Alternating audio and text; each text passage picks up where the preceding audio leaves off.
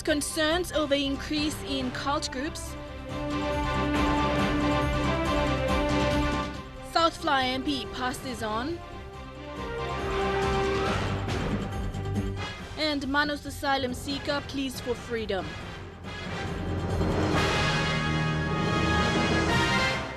This is National EMTV News with Helen Sayer. Good evening and welcome to Tuesday's news.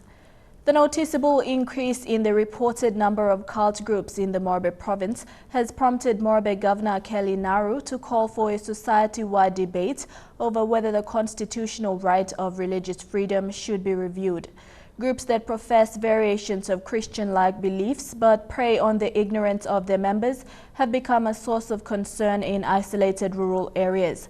What is of concern to the Morobe governor is that some of the groups have begun registering as associations with the Investment Promotion Authority. In isolated parts of the Morobe province, there's been an increase in the reported instances of groups that blend traditional practices with Christian elements. But groups like that have only come to draw public attention when there is violence. But now a new trend is emerging where religious cult-like associations are gaining legitimacy through the registration of their associations with the Investment Promotion Authority. It is difficult to track and it's becoming a concern for the Morobe governor. You remember the cult of Black Jesus in Medeng not so many years ago. You know, if Black Jesus or Stephen Tari, the leader of that cult, if he did not commit defilement of girls and murder and other criminal activities, what would have stopped him from practicing his religion? And my view is nothing would have stopped him because he is under the protection of Section 45 of the Constitution, the Black Madonna, whatever other cults that are going on. And so basically the concern now is that Section 45 of the Constitution, the right to freedom of religion, is now under threat. In 2015, when attention focused on clans from two village groups in the Pindu area during violence that resulted in the deaths of 3 people, it was also revealed that the people practiced a mix of traditional beliefs and Christianity, where gatherings were held in churches and the beliefs drew similarities between ancient Israelites and local traditions. And if we concentrate on building Port Moresby, Ley, Mount Hagen and Kokoda only, then unfortunately we've got a big problem coming on our hands. We are going to have this kind of movement springing up. It's simply because they are lacking socio-economic empowerment and development in the areas. Now the Morobe governor is calling for a debate over whether religious cult-like groups should be allowed by the Constitution as recognized religions. Scott Waide, National EMTV News, Ley. Tension is high in the small township of Kokoda in Northern Province following the killing of a man in his 20s after a rugby match. The violence erupted immediately after the game. A supporter of the losing team slashed the young man. 2 others were also seriously injured in the attack. Police were called to the scene to defuse the tension and are maintaining a presence in Kokoda and along the highway. The suspect, now in custody, had escaped from prison and was serving time for 4 other murders. Local tribesmen have burned houses belonging to settlers, schools have been suspended and businesses closed. Provincial Governor Gary Jufa told EMTV he has received reports of the violence and additional police may be called in depending on assessments on the ground. Lay police have shot and killed a suspect while 2 of his accomplices shot in their legs are now admitted at the Engau hospital. Police believe they are members of an organized gang carrying out robberies in the city. Lay Metropolitan Commander Chief Superintendent Anthony Wagambi said police received information last Saturday night of a number of armed suspects in the neighborhood of West Taraka and engaged them on foot. 4 armed suspects were in Gantom Street in the West Taraka settlement when they were approached by police. The suspects recognized the police officers and fired 2 shots from a factory-made pistol at police. They've been causing a lot of fear amongst the community, so police have been receiving information. So they walked in there and, on foot and the criminal opened fire on police. Police immediately returned fire and shot the armed man, killing him instantly. A factory-made pistol and 5 rounds were then recovered. 2 other suspects were also shot in their legs. They are now receiving treatment at Engau Hospital. The 4th suspect who was with them escaped with a factory-made pistol-grip shotgun. As a result, he was shot and unfortunately lost his life. His other 2 accomplices were wounded in the hospital now. Commander Wagambi is calling on the 4th suspect to surrender to police. On the same night, police caught another suspect, Junior Panther, involved in a string of robberies. He was named by the 57-year-old HR manager who was also allegedly involved in the Leh International robbery 2 months ago. Panther is now in police custody. Mata Luis, National EMTV News, Leh. Leh police have caught one of the prime suspects involved in the murder of Dr. Alphonse Rongap in June this year. The suspect, Matthew David, was caught by Medang police at Yagaum in Medang last Monday. Leh Metropolitan Commander Chief Superintendent Anthony Wagambi said Leh police sent information to Medang police following a tip-off which resulted in the arrest. The suspect was transported to Leh and was arrested, charged and is now at Buimo jail awaiting a court hearing. This arrest now brings the number of suspects arrested in the killing of Dr. Rongap to 5. 2 more suspects are on the run. The NCD Drug and Alcohol Awareness Program that began last Monday will end this Friday. The 2 weeks program is an initiative of National Youth Development Authority. Juveniles from Bomana Correctional Service have been engaged to raise awareness in secondary schools in Port Moresby on drug and alcohol abuse. The objective of the awareness program is to have a peer-to-peer engagement between the juvenile inmates and high school students, advocating on the effects of drug and alcohol abuse. Today, the inmates visited Paradise High School and talked to the students. Lawrence Tsao, the acting coordinator for National Youth Development Authority, spoke on the importance of peer-to-peer engagement in the awareness program. To take this program to other parts of the country, if funding is permitted. Now we see that the government needs to give bigger effort because alcohol and drugs and the other cross-cutting issues are affecting the young people. Godengala, a 19-year-old juvenile inmate, spoke on his experiences as a youth who lost education privileges as a result of alcohol abuse and now will spend the next 15 years of his life in prison. And for those youths who are out there and students who are still schooling, put education as a first priority. And those who are schooling at government school, our good government has given free education on a golden plate. So take it with both ends. Abraham Wemin, a year 11 student at Paradise High School, said the initiative is an eye-opener for them. Well, first of all, I feel lucky. I mean, they've done so many stuff, and like for them to come and tell us to do the opposite, it's like it's first-hand advice from people that have already done or like have made decisions I haven't done yet. So like I feel really lucky and I've learned a lot from it. The program will end this Friday. Marikauna, National EMTV News. An asylum seeker at Manus has broken protocol and spoken to the media about their freedom. Azatullah Kaka is in Port Moresby for medical treatment and saw an opportunity to raise his concerns to the PNG media about his plight. This comes as the PNG government says the Manus Processing Centre is in its final stages of shutting down following orders from the Supreme Court. Here, why waste our time? Please, we need the freedom. And we are human rights, we are not animals. Azatullah was at the Pacific International Hospital this morning for treatment. He arrived in PNG in 2013 and doesn't see any end in sight for his plight as an asylum seeker. Don't know where we go for settlement. But right now PNG said you are illegal. These people are illegal in Manus Island people. We are refugees. If PNG said we will accept these people, so yeah, we will stay here. But right now PNG said no, never. They just, in Australian PNG government, they just waste our time. 42 months I am still there in Manus Island and now I came for treatment. After 3 years I came for treatment. He is one of the signatories of the human rights case against the government that lawyer Ben Lomai has taken on, something that he is losing hope in. Just ask The Bin Lumai process, this is very long time. Before 2 years ago, Bin Lumai start the process, nothing, no finish the process. What time finish the process? If government said this is illegal, so what think about the sign, about the paper? This is nothing. They just waste our time.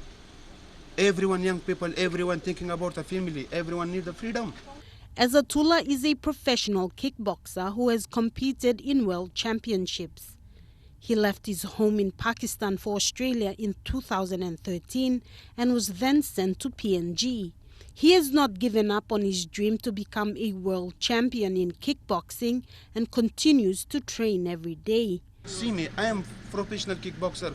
So what about another people? They are all professional people here. Everyone have a big talents. Everyone need the freedom. I just asking about the freedom. I don't ask more anything. I don't need anything about the PNG government, about the Australia government. We are just need the freedom. Recently, the Australian government has proposed to ensure that all adult asylum seekers processed in Manus and Nauru will be banned for life from entering Australia. Currently, there are 583 confirmed refugees at the processing center in Manus awaiting resettlement.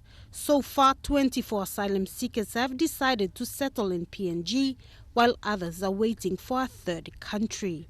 Sarah Aupong, National EMTV News. When we come back, opposition's reply to the 2017 budget, the sudden passing of Deputy Speaker of Parliament, and BSP announces third quarter profit. Stay with us.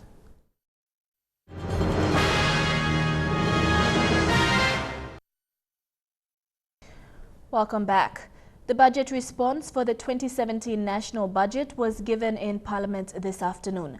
Opposition leader Don Pollier took the opportunity to question and criticize the government on areas of concern regarding the economy.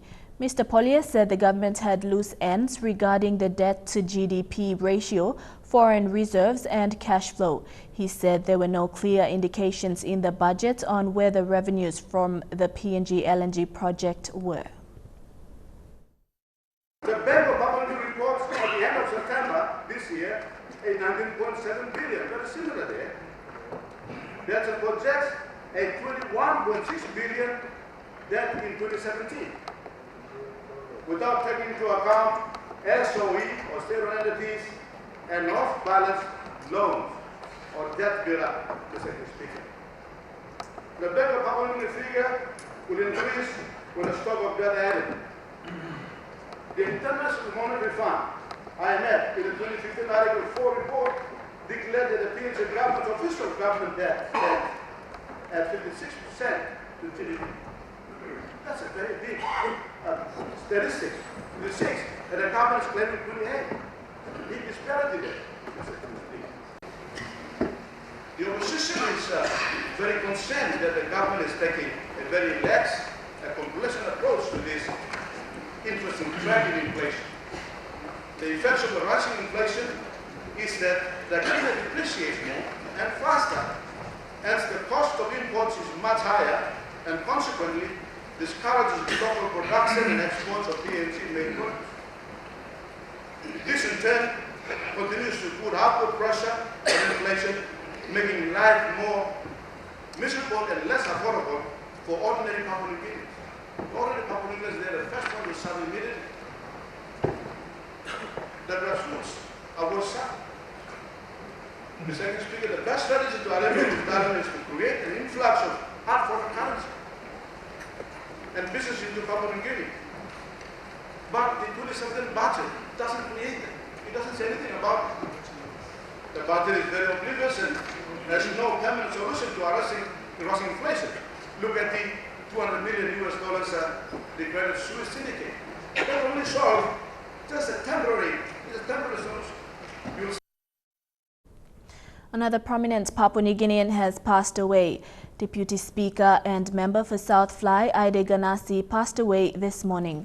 Mr. Ganassi had collapsed at his home at Waigani Heights this morning around 7 o'clock and was rushed to the Pacific International Hospital where he was pronounced dead on arrival. The late Aide Ganassi was a member of the People's National Congress Party led by Prime Minister Peter O'Neill. The Prime Minister and the Speaker Theo Zernok were among parliamentarians at the PIH to view late Ganassi's body. Medang MP Nixon Duban and fellow Western MP Roy Biama had this to say about their late colleague. It's an unfortunate thing that has happened during the last day of Parliament. Mr. Ganassi is a close friend. Both of us have gone through Court of Disputed Returns, and we have spent time outside of Parliament. He's developed a very cordial working relationship with a lot of us. It is one of the most disappointing things that has happened.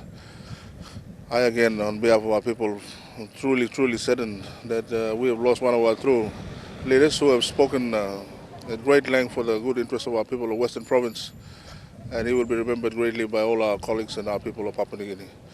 May his soul rest in peace. Pay sympathy and our condolence to the family of Southfly electorate. We have lost a great leader who has really fought for the province. A group of elites of East New Britain have taken an initiative to use social media platform Facebook to educate people about good governance. East New Britain Today is a Facebook group comprising of elites who want to involve people in political debates and how to vote wisely come the 2017 national elections. Team leader Apisa Jubili says they want to reach out to all age groups before nomination begins. East New Britain Today is an emerging Facebook online awareness group that has gained popularity in a short while in East New Britain province. The group, established last year, is aimed at educating people about political corruption and controversies in the province, where most of them don't make it into the mainstream media. I think the benefits that goes to the people should go to the community. The group is well established with its elected executives and has total members of over 2,500 and counting. Until recently, the group has turned its attention to the coming 2017 general elections as its main focus, to include ordinary people in the political debates leading to the national elections. These are the very people that the candidates will be targeting. So these people must be part of the campaign so they know and will be prepared to choose the right leader when it comes to voting. Like any other social media groups, East New Britain Today is a non-government organization, comprises mainly elites in the province who wants to educate their fellow countrymen and women about good governance using social media through mobile phones that is now available to all. The group has already begun visiting schools and isolated parts of the province to carry out awareness on good governance. To encourage more young people to be maybe innovative, or maybe they try to be part of what is happening like in this particular time. Cyber battles have changed the age-old conflict between the people in power and the power of the people. And as the months wind down to 2017 general elections, it is a crucial time. Political representatives have so far received public criticisms and have been in the limelight for the past 4 years. But their next term in office may be a little bit different, including the intending candidates, as their moves will be put on notice on social media, something that is now available to all. Edwin Fidelis, National EMTV News, Kokoda. Bank South Pacific released its third quarter report today, announcing a net profit after tax of 165.3 million kina. The profit represents a 5% increase, which is 7.2 million kina, more than the profit from the previous quarter. BSP Group CEO Robin Fleming said the third quarter report also reflects the acquisition of BSP Vanuatu and its impact on group results compared to the previous quarter. Limits from an overall. At the presentation to the media and analysts, BSP Group CEO Robin Fleming said that as the country's largest bank, it was only good to talk about BSP's performance to get an idea of how the economy is doing.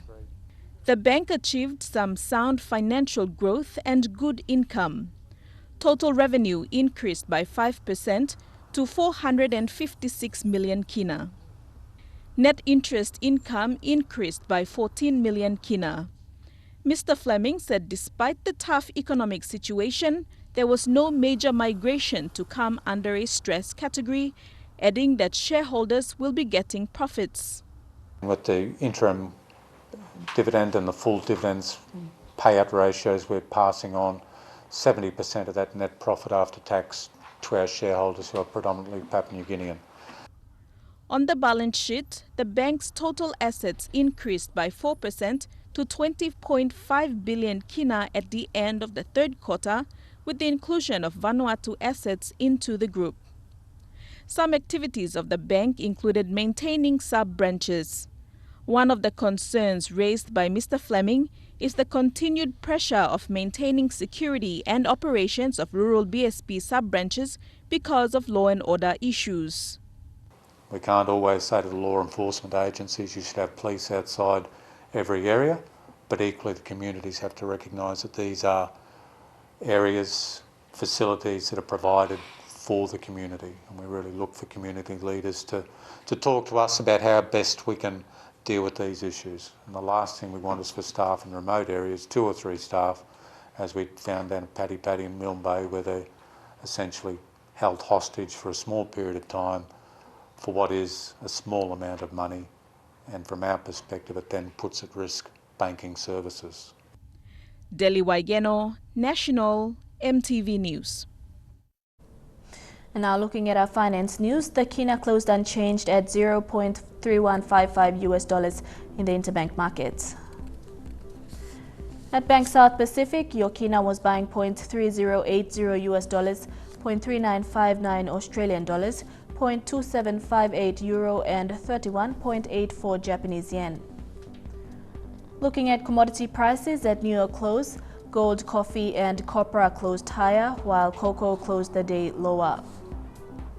Palm oil and copper closed higher, while crude oil closed the day lower. And on the stock markets, the Dow Jones closed at 371.32 points higher, the ASX is trading at 6.89 points higher, and the All Ordinaries is trading at 11.28 points higher.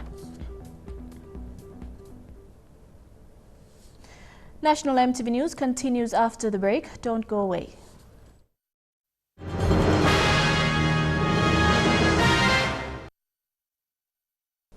Welcome back to the news.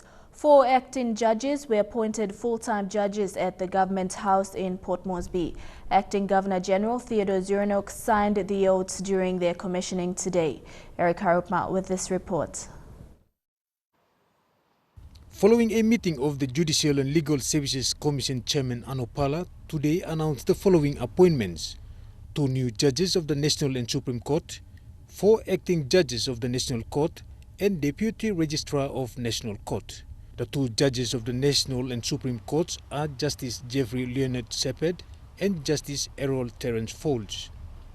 The 4 acting judges appointed as permanent judges of the National Court are Justice Thomas Anis, Justice Danajo Douglas Sally Koget, Justice Daniel Yale Liosi, and Justice Ravunama Auka. And Samuel Ikuso was appointed as Deputy Registrar of National Court. Acting Governor General Theodore Zurnock signed the instruments during the official commissioning. I promise that I will uphold the Constitution and laws of Papua New Guinea. This brings the total number of judges to 41, both acting and permanent judges, who will strengthen the judiciary's capacity to deal with increasing court cases.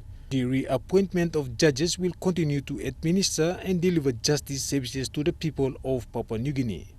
Present to witness the reappointments were families, Deputy Chief Justice Gibbs Salika, Justice Alan David, and fellow judges. Eric Harupma, National EMTV News. The acting provincial administrator for Morobe, Sheila Pati Haro, today addressed the public servants working for Lae City Council office.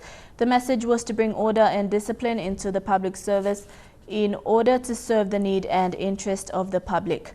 Haro said this will drive the public servants to deliver goods and services to the people. You won't be cured.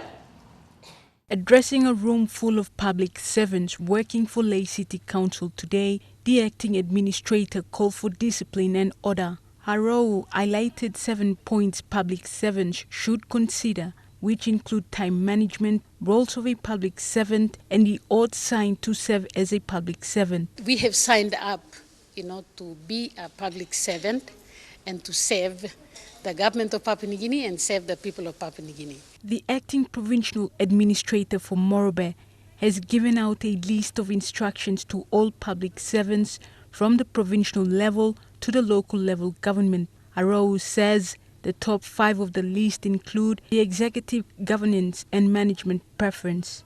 She said this is to make sure the provincial, district and local level government operates as they should. The decisions made at that level must be timely decisions and implemented. According to the national 2017 budget, the function grants for Morobe has been cut off close to 8 million kina. Arau said all government levels should work within the Appropriation Act for the year in order to deliver proper government services to the people. We must work within the Public Finance Management Act, and supply and tenders board requirement must be met. Julie Badui Owa, National EMTV News, Ley. A policewoman is among the 25 police officers undergoing firearms training at Kwikila Station, Central Province. The training is expected to increase police officers' knowledge on firearms and to address the illegal use of firearms. For the 25 participating officers, it will be their first time to undergo such training. This is the 4th firearms training conducted in 2016 through the Bomana Police College. It is a measure taken under the Police Commissioner's directive to minimize loss of lives because of use of firearms by police officers. In the last 3 years, police forces come under public criticism because of the number of deaths which have resulted from alleged police shooting. This is one avenue the RPNGC is taking to address this. College Commandant, Mr. Perov, who is initiative to come out and train our policemen outside, because we have a couple of incidents that involving firearms. So it's very good. The training covers an overview of when to use a firearm and not to. Firearm training is an important part of police training that is lacking over the years. The training will conclude on Friday with target practice and certificate presentation. Eric Arupma, National EMTV News. The Australian Federal Police based in Ley have donated a reconditioned 15-seater bus to Ley Police in response to the command's need of a vehicle in transporting police prosecutors to and from the courthouse. Ley Metropolitan Commander Chief Superintendent Anthony Wagambi Jr. received the key of the police bus this morning. The vehicle will also be used for carrying court exhibits. Germany, Spain and Sweden arrived for the FIFA Under-20 Women's World Cup, and we profile more of our players in the PNG team. That's in Chukai Sports after the break.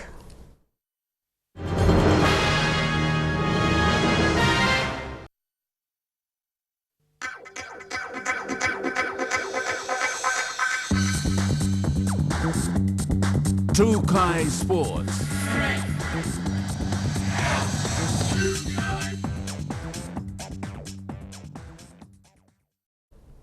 Welcome to Chukai Sports.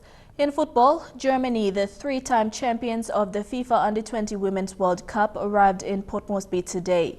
The Germans are the favorites of this tournament, being crowned champions in 3 previous competitions. Also arriving today, 2 of the semi-finalists of the UEFA Under-19 Women's Championship, that's Spain and Sweden.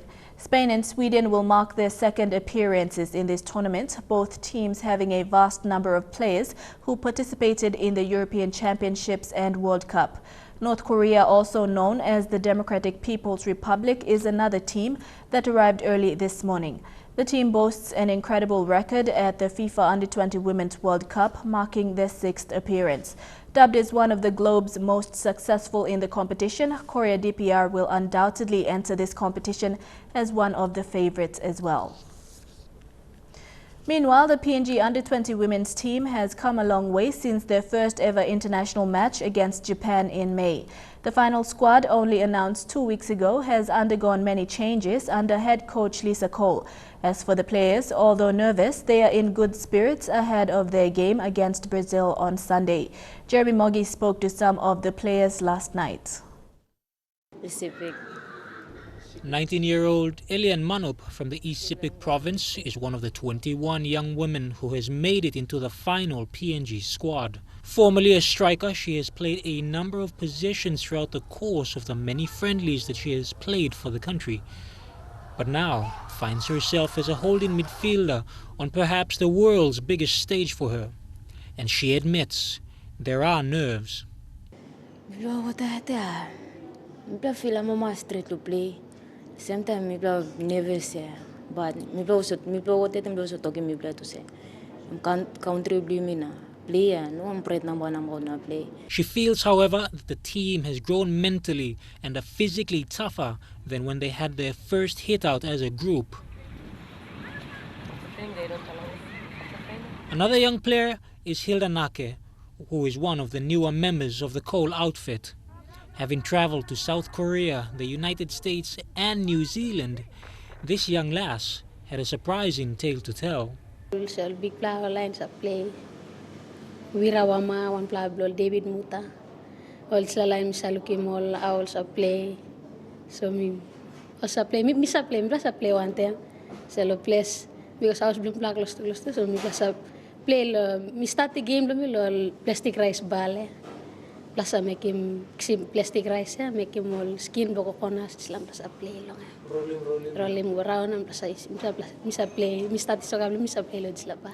A fast, versatile player, Nake knows how tough it will be facing Brazil.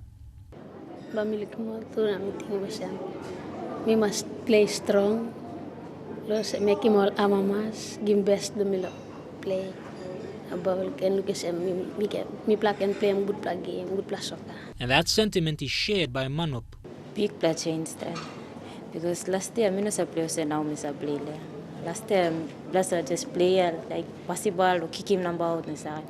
But now I play training I play camus at team I play water change. For the first step. For Lisa Cole, the past 11 months has been a long, hard road.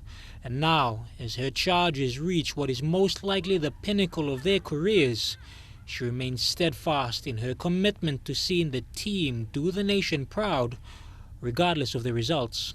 There's a gap. You know, women are second-class citizens. Across the world, there's still gaps. But the gap in Papua New Guinea from how you're treated versus how men are treated is very big. And so for me, to watch them, you know, come together, to fight for each other. I mean, there was a period of time when they would be talking about each other because they, you know, were Madang versus Lae versus Port Moresby. Now we're PNG. Now, as a young country, you've got a group of young, strong women who are proud to represent your country. I mean, what a great start to something that could be really special. Only 5 more days remain when Papua New Guinea face Brazil for the first time and when the country plays its first ever World Cup match. And whatever the outcome, history will be made. Jeremy Moggy, National TV Sports.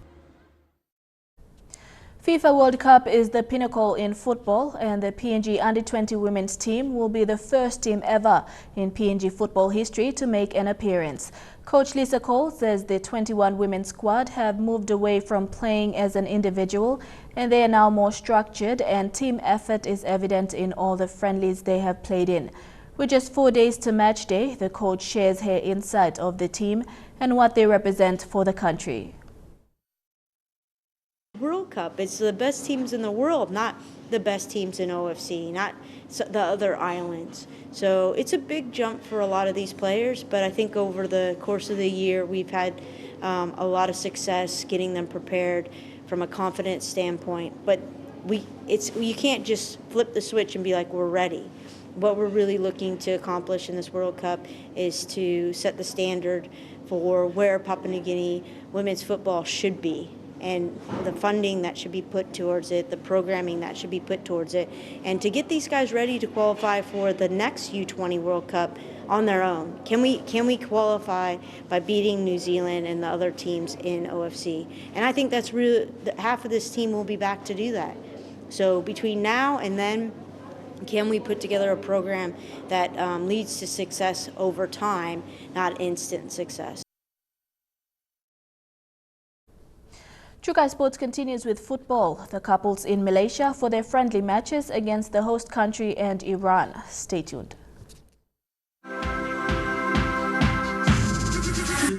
Trukai Sports. Welcome back to Trukai Sports. The Oceania Football Confederation has joined the Papua New Guinea football community in mourning the loss of Catherine Davani. Seen as a trailblazer for the women in the country, Davani featured in the first ever Papua New Guinea women's national team in 1988 and helped them to their first Pacific Games title in 2003. In 2016, she was appointed as chairperson of the Women's National Soccer League. OFC and PNGFA President David Chung said Justice Davani's loss will be keenly felt by the football community both locally and regionally. The PNG couples team left for Malaysia yesterday to play 2 friendly matches against Iran and Malaysia. 3 new players joined the team to Malaysia and have been impressive during the training camp in Port Moresby. Kolu Kapo, who was spotted by national coach Fleming Seritslev during the Besta Cup earlier this year, was selected to join the men's national team. Fleming Seritslev says he's raw talent that needs to be worked on, but will be able to take on the 2 teams in Malaysia. He has some of those competences, he has some of those abilities that you would like to see from a central striker. He's fast. He's shooting when there's a chance to shoot. Seritslev says he just has to adapt to the different style of play. I'm not expecting actually a big performance from him in those 2 matches here, because it's really difficult for him to adapt to another playing style, philosophy, to adapt to a totally different speed. The other player who joined from New Zealand is Rodney Bobiha. He was invited earlier in the year to join the team for the OFC Nations Cup, but couldn't make it due to school commitments. But friendly games, they are the possibilities to see players that you haven't seen for a longer time. The third player is Tal Gubag, who was chosen from the PNG Under-20 team. Seritslev says he has been impressive during the training camp and is a star player in the making. If he's young, he's got a very good speed. He has got a very good left foot. He has got courage to play, even if he is playing against very experienced players. I mean, he's not getting afraid. Captain David Muta says the new boys have coped well with training and have gelled well with the team. Like if you're a new boy joining the team, all the senior players used to tell them that, guys, you are not more, you are not junior anymore, you are not under 20 or whatever. When you're in the national team, all of us are same. So you are the senior player now. The couples play the first friendly match on Thursday against Iran and later play Malaysia. Elijah Levet, National EMTV Sports. The PNG couples arrived in Malaysia late yesterday evening and have settled into camp ahead of the 2 friendlies against Iran and Malaysia. The team had their first training session this morning at the Kuala Lumpur Shah Alam district.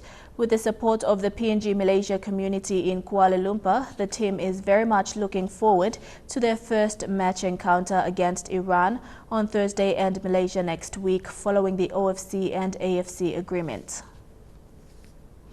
And that's a wrap for Trukai Sports. We have the weather details next. Stay tuned for that. Trukai Sports.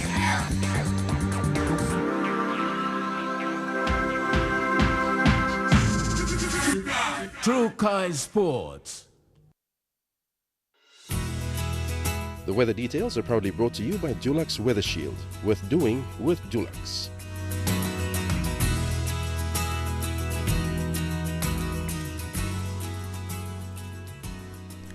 Your weather forecast for tonight and tomorrow in the southern region. Fine, although cloudy at times in Port Moresby.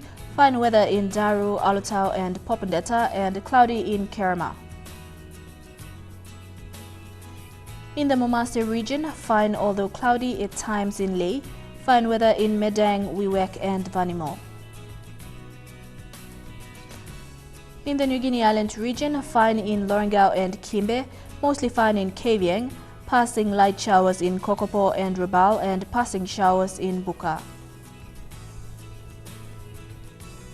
And in the Highlands region, low clouded times in Mount Hagen, Mendi and Wabeg, light showers then morning fog in Goroka and Kundiawa. Forecast for small ships for the next 24 hours. While coastal waters of Papua New Guinea, seas of 0.5 to 1.3 meters.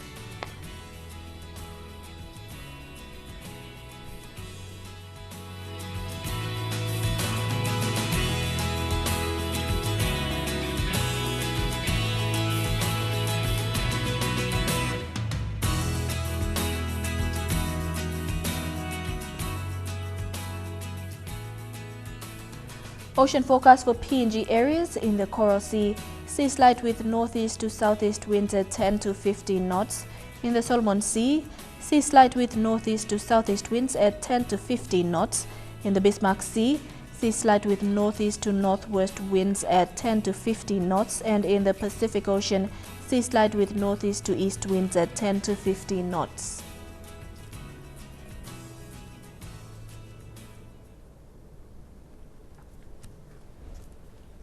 The weather details are proudly brought to you by Dulux Weather Shield. With doing with Dulux.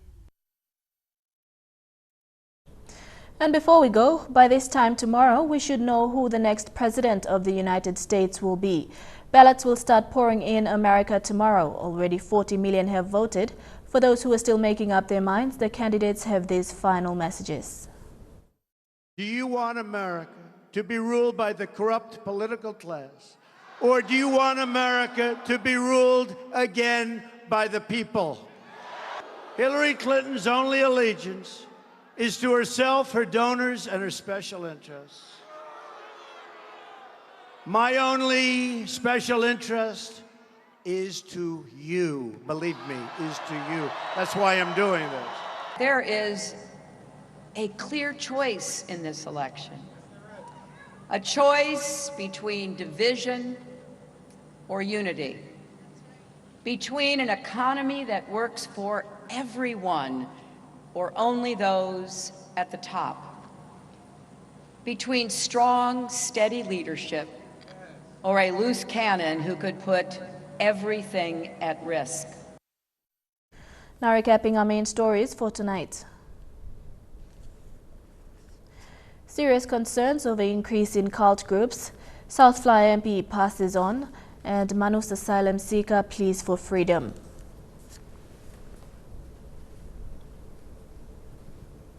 And that has been the news for tonight, Tuesday the 8th of November 2016.